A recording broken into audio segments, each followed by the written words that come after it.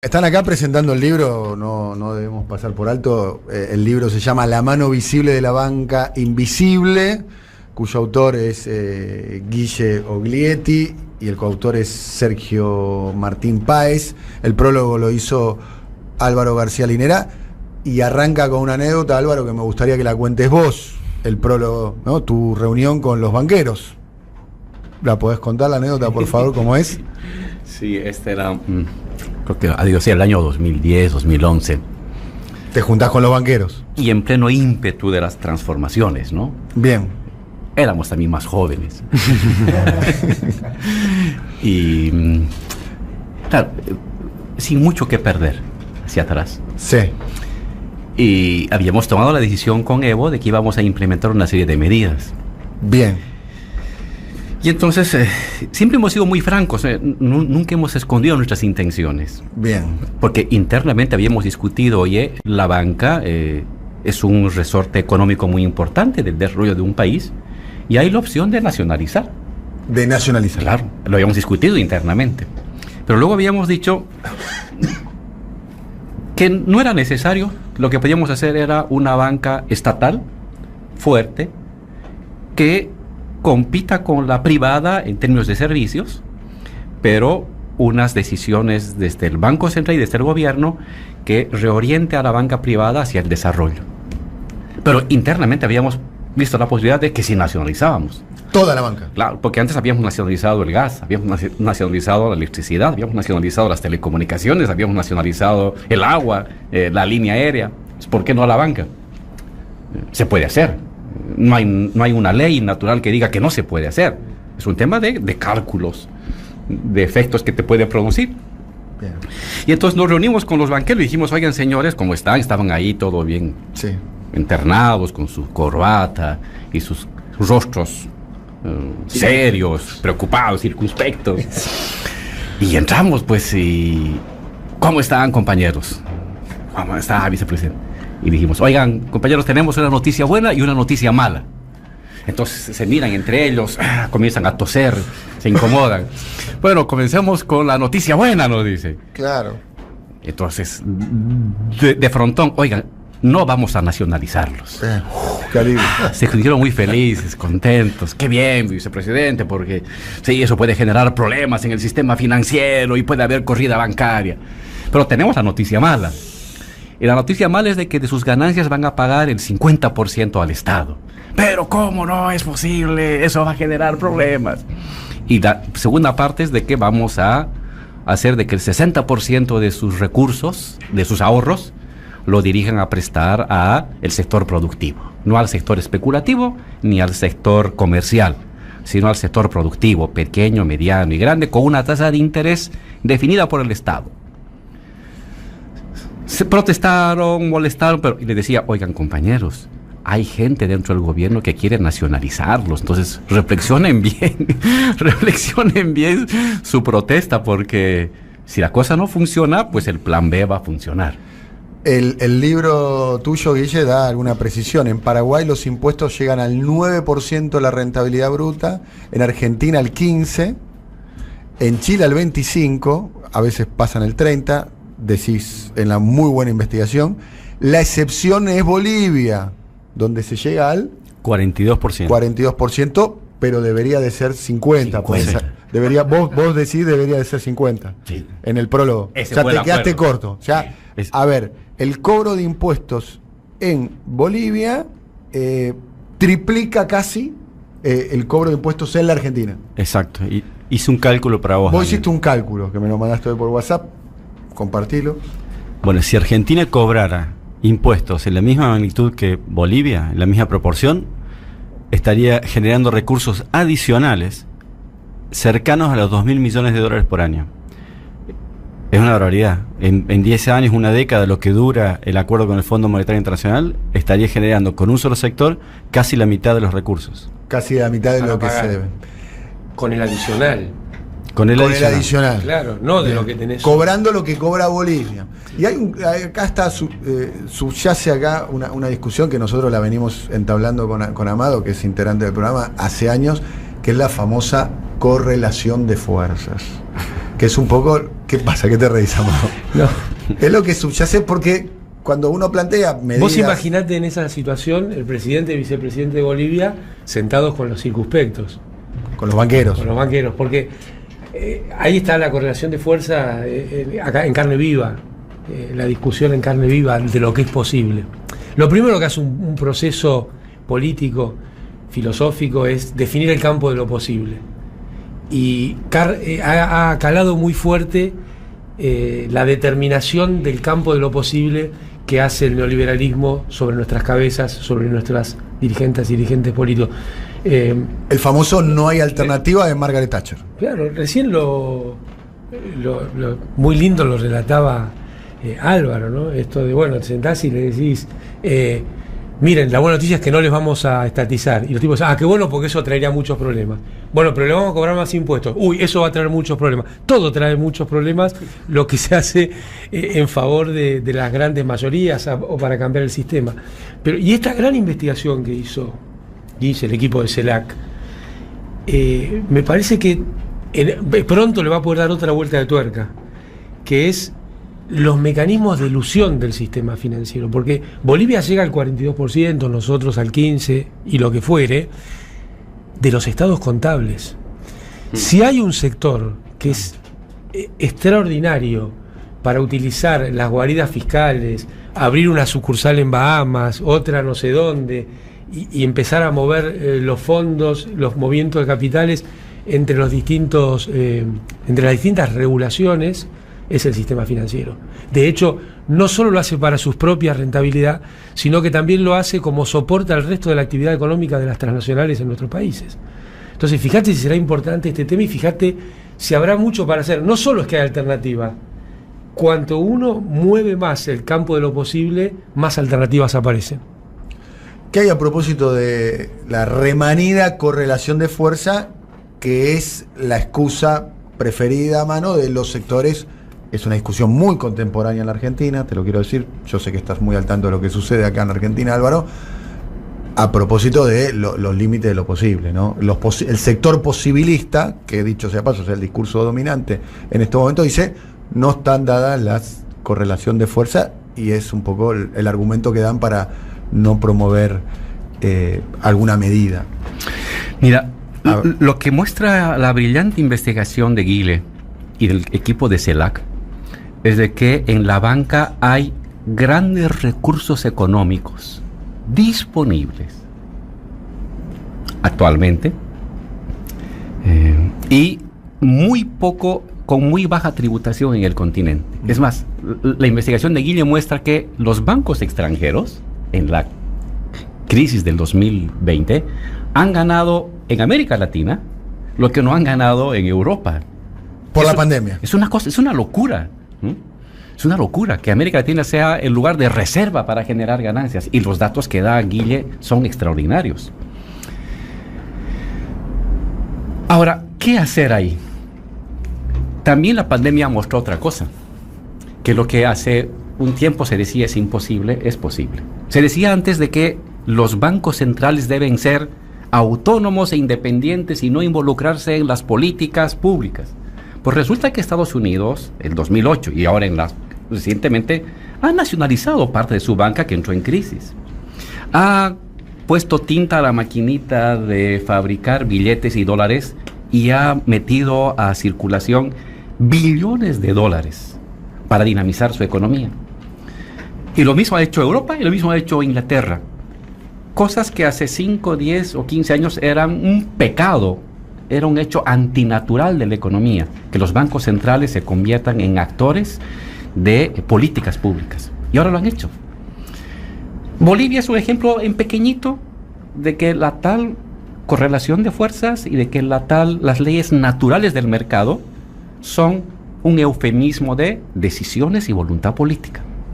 Estados Unidos lo acaba de demostrar, y Europa, de que cuando hay decisión política, los principios del libre mercado y los principios del no intervencionismo de los bancos centrales se los lleva al basurero y se interviene.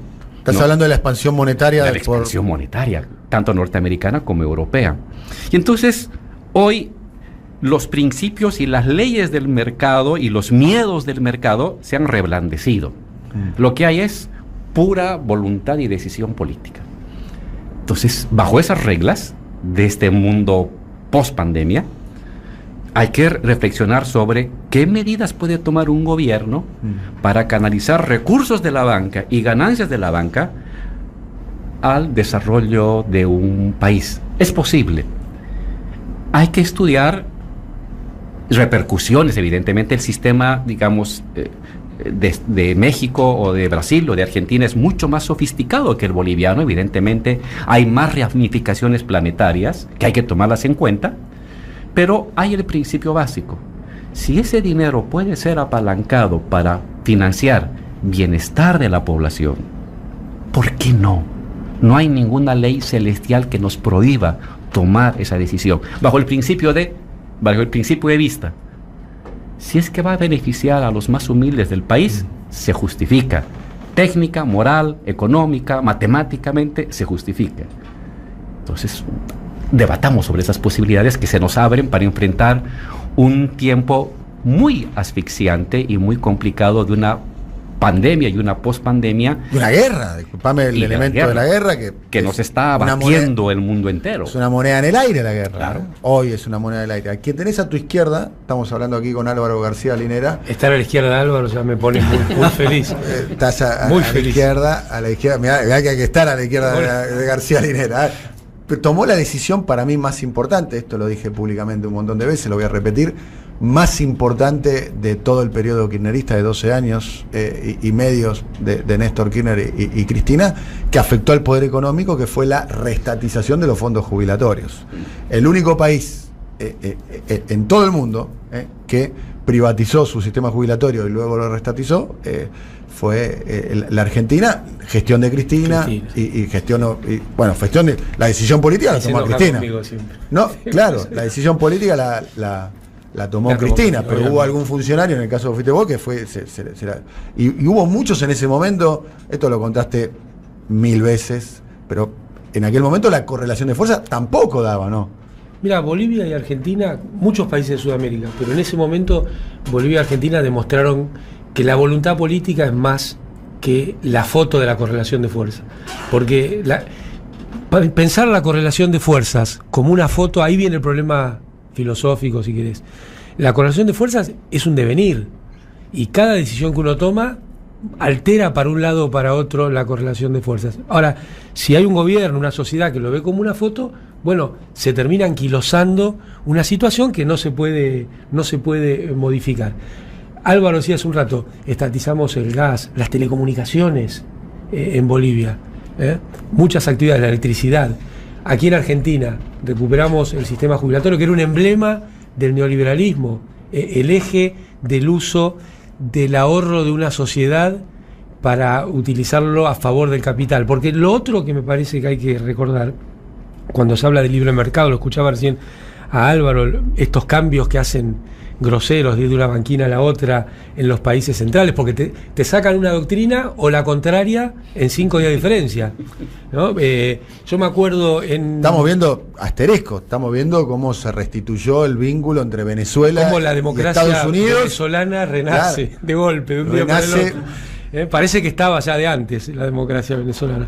Pero vos fíjate, cuando le soltaron la mano el Fondo Monetario, me parece un tema importante en nuestro país, Álvaro, hoy, aportar todos los datos posibles sobre la relación Fondo-Argentina. En el año 2001 utilizaron la teoría del too big to fail, la teoría del moral hazard. O sea, desde la Universidad de Chicago decían, con un aparato matemático muy importante, de teoría de juegos, si vos le prestás a un deudor que no quiere pagar, terminás destruyendo el sistema, porque eso va a penetrar en todas las deudas. Hice una teoría desarrollada, lindísima. Usaría una palabra norteamericana para adjetivarla, pero no lo voy a hacer. Entonces, con esa teoría destruyeron un país. Nuestro país tuvo 5 presidentes en pocas semanas, cosa que ya nos olvidamos. Ahora, cuando vino el 2008, que recordaba Álvaro hace un rato, y ahí empezaron estas fuertes inyecciones monetarias en Europa, en Estados Unidos, esa teoría no cabía, porque eran los bancos los que habían provocado del desajuste entre acreedores y deudores, y sobre todo en el mercado inmobiliario en Estados Unidos. Entonces metieron la mano en la Universidad de Chicago y sacaron otra teoría, que era too big to fail. O sea, hay entes que son muy grandes para dejarlos caer. Ahora, resulta que un país no era digno de que se le aplicara esa teoría, y sí la otra. Por eso yo creo que lo más importante es la descolonización de los sistemas de educación de nuestros países, para que estas cosas no pasen desapercibidas, porque ahí hay otra mano invisible. Cuando se habla del libre mercado, el entramado legal y paralegal que tiene el mundo para sostener el mercado de futuros, el mercado de derivados, la timba financiera, los paraísos fiscales, es descomunal. Entonces, no es que no hay Estado, hay estados muy potentes sosteniendo una legislación muy a favor del capital y muy en contra de las personas. Estamos aquí con Álvaro García Linera, con Amado. Vamos a escuchar un audio de Álvaro. Ayer estábamos repasando ahí con la producción. Y ponete los auriculares, por favor, si puede ser. Te vas a escuchar a vos mismo, ya sabes, pero es muy convocante y creo que puede disparar a algunas preguntas, algunos momentos, en este momento que se está viviendo en la región y en la Argentina. Luchar, vencer, caerse, levantarse, vencer, caerse, levantarse, luchar, vencer, caerse, hasta que se acabe la vida. Ese es nuestro destino. Para eso estamos. Tocan tiempos difíciles. Pero para un revolucionario los tiempos difíciles es su aire. De eso vivimos, de los tiempos difíciles. De eso nos alimentamos, de los tiempos difíciles.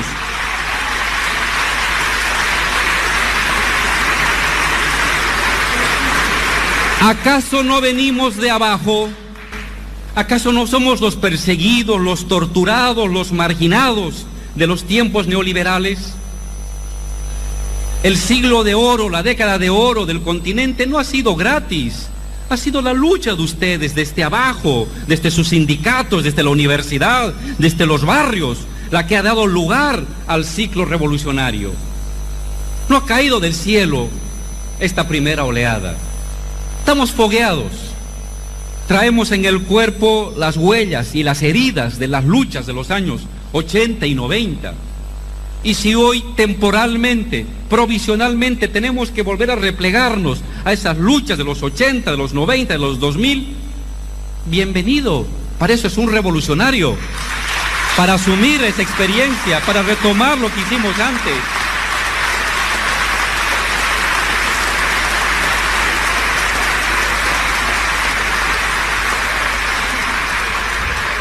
Luchar, vencer, caerse, levantarse, vencer, caerse, levantarse, luchar, vencer, caerse, hasta que se acabe la vida. Ese es nuestro destino. Para eso estamos. Bueno, esto obviamente emociona mucho. Acá, bueno, están todos los oyentes ahí destacándolo. La verdad que es una narrativa muy intensa. ¿Y en qué instancia estamos, Álvaro, en este momento? ¿Se recuperó en la Argentina? Porque esto lo dijiste en el 2016, 2017. No pareciera ser que es la segunda oleada, o si es la segunda oleada viene con más moderación, ¿no? Porque están todos un poco girándose hacia el medio, ¿no? La propia coalición gobernante en la Argentina, con muchas dificultades, a cielo abierto. Después, si quieren, podemos conversar del tema. Lo que sucede también con Lucho Arce y Choquehuanca en Bolivia, la salida media moderada de Chile con Boric.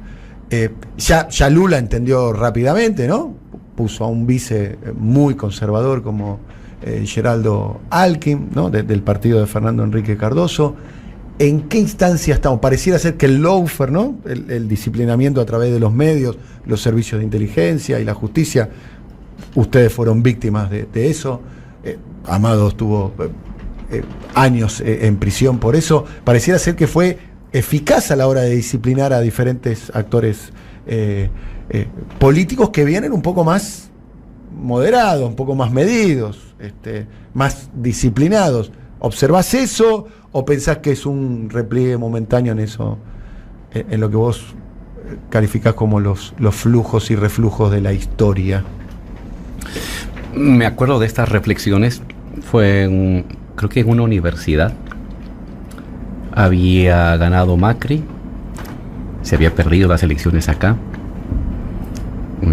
se había perdido en Ecuador, el continente se estaba enrareciendo, y claro, me angustiaba las miradas de los compañeros abatidos después de una derrota electoral y este regreso aparentemente triunfante del neoliberalismo. Y entonces eran palabras para ayudar en esa batalla, ¿no? Y para recuperar ante las nuevas generaciones la experiencia de dónde veníamos. El progresismo y las izquierdas vienen de derrotas. Claro. De décadas de derrotas. Y en medio de esas derrotas nos habíamos sabido levantar para triunfar. Y entonces era decirles, hoy otra vez estamos en otras derrotas. Pero recuperemos el espíritu de los años 70 y 80, que en la derrota nos aferramos a la vida, nos aferramos al pueblo, nos aferramos a la esperanza de que podemos remontar la adversidad y volvamos a juntar fuerzas y a luchar, porque vamos a volver a ganar. Habíamos ganado una vez en los años 2000 y podíamos volver a ganar en las siguientes décadas.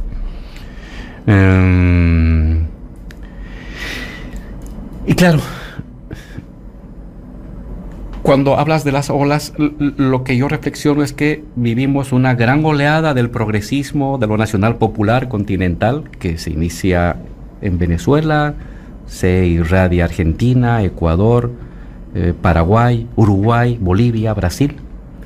Y viene la década dorada del continente, cuando se reduce a la extrema pobreza, cuando nos integramos de una manera, no final, pero de la mejor manera a nivel continental, cuando se expanden derechos, cuando los sindicatos recuperan el poder, cuando los indígenas se convierten en poder en el continente. Y luego vino el reflujo, la controleada de un regreso democrático y en algunos casos violento de la derecha. Y ahí, en medio de esa controleada que parecía justificar este designio de que se estaba acabando el ciclo progresista, propusimos de que no, que cuando hay transformaciones populares, lo que hay son oleadas, idas y venidas, que no es un ciclo, que nace, se estabiliza y luego se cierra, no, que eso iba a ir y venir, ir y venir, ir y venir, que así son los procesos revolucionarios mundiales y continentales. Y luego, pues los hechos comprobaron de que ciertamente estamos ahora en una segunda oleada. Triunfa el presidente López Obrador en México, triunfa aquí el presidente Fernández, recuperamos la democracia en Bolivia, triunfa en el Perú el compañero Castillo, triunfa el compañero Boric en Chile, es probable de que vaya a ganar Petro en Colombia, que vaya a ganar Lula en Brasil. Es una segunda oleada del progresismo continental. Pero ciertamente sí hay que ser conscientes de que la primera no es similar a la segunda. Y tú me decías, es un progresismo ya ahora más moderado y disciplinado. En parte sí, pero también es importante esto, es un progresismo que no viene acompañado de grandes movilizaciones sociales. Y eso es quizás lo definitivo. A excepción de Chile y quizás Colombia, que están viviendo una conquista del progresismo de primera generación sobre gran movilización social, la recuperación de Venezuela, de México, de Perú, de Bolivia, de Argentina y de Brasil no viene de la mano de grandes movilizaciones sociales. Y eso ya atempera. Porque en cierta manera los líderes sociales del progresismo son criaturas de la acción colectiva. Si no hay acción colectiva que los empuje, lo que vas a tener... ¿Y a qué adjudicas coincido con el diagnóstico, hay un nivel de desmovilización muy grande y en la Argentina la base electoral de la coalición gobernante está muy desmovilizada. De hecho, tuvo una expresión electoral muy clara que es entre la elección del 2019 y la del 2021 perdieron 4.1 millón de votos. Claramente, ¿no? Perdieron votos, la base está desmovilizada y demás. ¿A qué lo adjudicás eso y qué observás en Bolivia, que es algo que nosotros no conocemos? ¿Está pasando eso en Bolivia también? También. Creo que es un tema complicado. Por una parte, la gente no se moviliza perpetuamente. Sí. Tiene sus momentos de movilización y tiene sus momentos de pasivización. Y por voluntad propia, no porque hay un gobernante que las pasiviza, como dicen algunos intelectuales que no conocen bien la realidad. La gente se pasiviza. Y hay que esforzarlos de ir abajo para volver a tejer los hilos, como lo hicimos en los años 90 y 80, los hilos de la esperanza, de la unidad y de la acción colectiva que tendrá que renacer. También puede ser por algunas decisiones de nuestros gobernantes. ¿Y los líderes qué rol ocupan en eso, en la capacidad de movilizar? Porque acá Cristina hablaba todos los días, los patios militantes, Evo es un líder popular importante. También falta eso, son procesos que no están encabezados por los líderes naturales de esos espacios, en el caso de Cristina, en el caso de Evo, para dar un ejemplo. Lo que pasa es que los líderes carismáticos que surgieron a inicios del siglo XX fueron una expresión viva de una disposición colectiva. El carisma no lo trae uno innatamente, hay una disposición de la sociedad al carisma. Y ahora la sociedad está más pasiva. Es difícil que surja un líder carismático. Los líderes carismáticos surgen en momentos de gran explosión cognitiva de la sociedad, ¿no? Pero lo que puede hacer un líder es entender el momento y no adecuarse al momento, sino algo así como que lanzar rayos de esperanza movilizadora. ¿Están faltando esos rayos? Ser un poco más audaz. Toca ahora mayor iniciativa y creatividad de los líderes. Antes, quienes tenían la iniciativa era la sociedad y los líderes conducían esa iniciativa de la sociedad. Eso pasó a inicios del siglo XXI. Hoy les toca a los líderes ser más proactivos para ayudar al despertar social. Pero creo que ahora, en estos momentos de pasivización social... ¿Observás qué está pasando en Argentina eso? ¿Que se está activando un poco la movilización? No quisiera poner ejemplo concreto, pero sí reclamaría en general para el continente audacia, una mayor audacia del líder a pesar de la actitud más estable y pasiva de la sociedad, como una especie de puente a futuro que le dé tiempo a la gente para la gran movilización. Entonces, hoy hay mayor responsabilidad del líder con la base. Antes era un líder cumpliendo lo que la base te pedía. Ahora corresponde al líder proponer a la base el salto al futuro a la espera de que eso ayude a su gran despertar. Vamos a sumar a Felicita Bonavita, nuestra compañera de trabajo. Hola. Tiene Bueno, Feli, ¿estás acá? Bueno, estoy encantada, estoy escuchando, la verdad que puedo quedarme escuchando sin intervenir tranquilamente.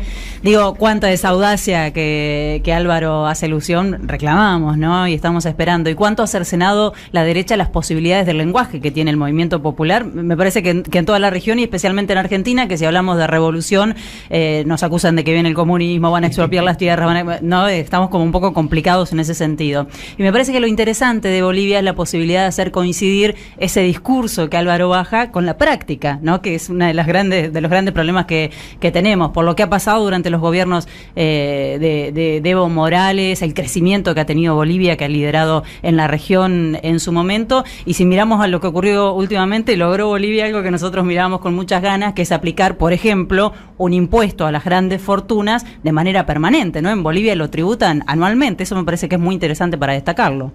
Y seguramente deben haber tenido oposición, ¿eh? Y funciona y no se cae el mundo. Y los ricos siguen siendo ricos. Y el gobierno sigue siendo gobierno. Sigue siendo gobierno. No se escapan, no se van. Y todavía hay un mayor margen. Les puedes aplicar más impuestos. Es un tiempo excepcional. Si hasta los norteamericanos y europeos están reflexionando de cómo aplicarles el 15% a las grandes transnacionales, ¿cómo un país que tiene más necesidad, menos recursos económicos, no va a hacer un esfuerzo para no empobrecer a los ricos? Simplemente que no sean tan brutal y exagerada e inmoralmente ricos en una sociedad que tiene muchos pobres. Entonces, hay de dónde sacar el dinero, ¿no? Y la economía va a seguir funcionando. Y no se van a colapsar los mercados mundiales en un tiempo en que ya están colapsados. Y quien ha salvado al mercado no ha sido el mercado, ha sido el Estado. Si la gran reflexión del 2020 es, ¿quién salvó el capitalismo en el mundo? El Estado. El Estado. No es el mercado, no es el ricachón, es el Estado. Entonces, ¿cómo no vamos a tener en América Latina un Estado más proactivo en una situación de emergencia? Se incrementó la pobreza, se incrementó la desigualdad. Pues oiga, Estado, actúa. Estás haciendo algo bien para proteger a los más débiles. Entonces, yo creo que en el mundo se han abierto mayores posibilidades de acción decisional del Estado para intentar mejorar la economía, y toca a nuestros líderes y a nuestros gobernantes reflexionar de cómo damos un paso más allá para enfrentar estos momentos tan difíciles. ¿Cómo es el impuesto a las grandes fortunas en Bolivia y cuál es el vínculo que tiene el Estado boliviano con el Fondo Monetario, Álvaro?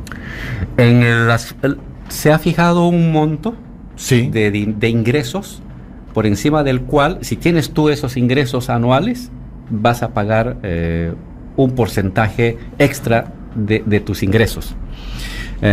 Puedes bajar, en vez de colocar, no sé, 5 millones de dólares para el caso de Bolivia, le puedes bajar a 2 millones de dólares.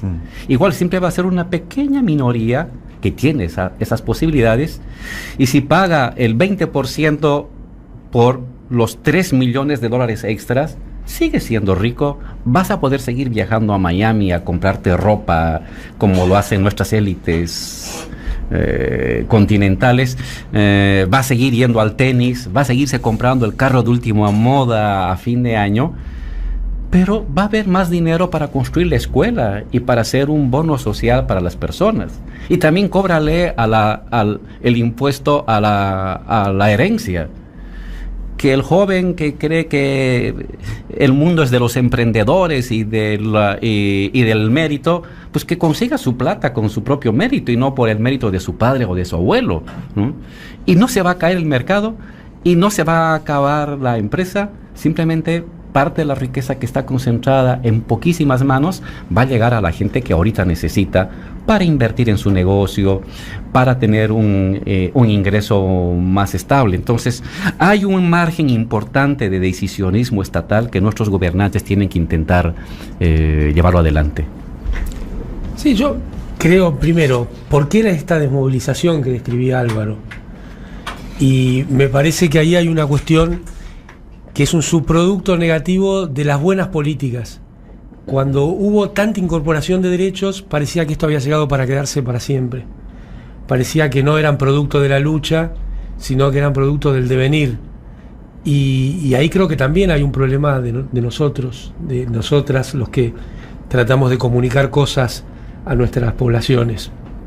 En no poner suficiente énfasis en que eran producto de la lucha, que no eran producto del conflicto, esos nuevos derechos que se incorporaban. Y un segundo problema en no proponer nuevos desafíos. Yo creo que ahí hay una de las claves, me parece que tiene que ver con esto que decía Álvaro del rol de los dirigentes hoy. Hablamos demasiado sobre los logros y hablamos muy poco de los nuevos horizontes, de cuáles son las nuevas barreras que hay que correr para que la sociedad se involucre, se entusiasme. ¿Alguna vez te pregunté, Amado, cuál sería hoy la estatización de los fondos jubilatorios en mano de los bancos? En la Argentina yo no tengo duda que son los servicios públicos. Por eso, vos lo planteaste. En Bolivia ya sucedió, pero en la Argentina no. Entonces me pero parece... nadie se anima ni siquiera a mencionar ese tema. Pero justamente ahí vuelve a aparecer el problema de los sectores políticos no haciéndose cargo de querer mover el campo de lo posible. En Argentina hoy esto está brutalmente expuesto en todo lo que nos viene sucediendo. Y para mí lo grave es que todo eso acontece sin tener en cuenta lo positivo que fue para la sociedad mover los límites. Vamos a tomar los casos de los que estamos aquí. Bolivia hizo cosas que eran imposibles de hacer, estatizaciones que eran impensadas. Argentina, en tiempo de Néstor y Cristina, tomó decisiones que no se podían tomar, eran impensadas. El tema de las AFJP, digamos, es uno de ellos, pero hay otros. La recuperación de la ESMA. 20 años de democracia y la ESMA... Ningún presidente ni siquiera... Es más, yo desafío a que encuentren la foto de un presidente democrático del año 83 al 2003 en el interior de la ESMA, a ver si lo encuentran. El campo de lo posible no es solo lo económico, claro. Es mucho más que lo económico, esto que estás señalando. Ahora bien, ¿cuál podría ser un balance de Bolivia y de Argentina después de todas estas medidas que no se podían tomar? La verdad es que al conjunto de la sociedad le fue mejor. A las clases más desfavorecidas, más débiles, le fue mucho mejor. Pero a las clases dominantes también le fue mejor. También le fue mejor. No dejaron de tener rentabilidad, no perdieron sus empresas, todo lo contrario.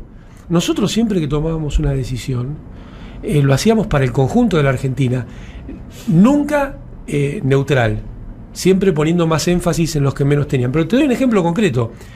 En el año 2010, el G20 se desarrolló, en el 2011, se desarrolló en Francia. Y uno de los lemas era la seguridad alimentaria. El cuento desde el norte era que el problema alimentario era de los países que exportábamos alimentos. Y eso desafía cualquier inteligencia, porque el problema es el trabajo, ¿no? Hoy en el mundo, la economía, el problema central no es la escasez como nos quieren enseñar en las universidades. El problema es la distribución. La humanidad no sufre un problema de escasez en el siglo XXI, tiene un problema distributivo. Entonces está ontológicamente y epistemológicamente está mal centrada la ciencia económica que se pretende o que se enseña. Nosotros fuimos al G20 a defender la producción agropecuaria de Argentina, a plantarnos muy fuerte en contra de que hubiera stock de intervención organizados del norte, en contra de que regularan los precios de nuestros países, porque teníamos la convicción de que para el conjunto de la Argentina era importante defender nuestras exportaciones también. ¿Y qué hicimos? Bueno, obviamente primero hablamos con Brasil, que estaba en el G20, era Guido Mantega ministro, y teníamos muy claro cómo defenderlo juntos. Pero también hablamos con los que nunca estaban con nosotros, Australia, Canadá, países del G20 que tenían problemas similares en este punto. Y logramos que no se pusieran en marcha todas esas cuestiones que eran tan dañinas para el mundo, pero también para las clases dominantes argentinas, porque entendíamos que el problema alimentario nosotros aportábamos, no éramos parte del problema.